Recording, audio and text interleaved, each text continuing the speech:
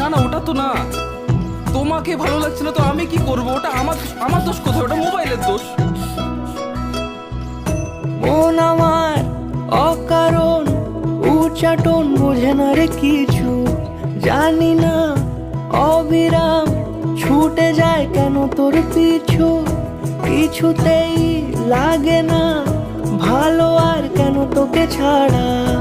আমি কি বেহায়া বেসামাল পাগল পারা, অন্তরে রাখি তোকে আগলে সারাক্ষণ।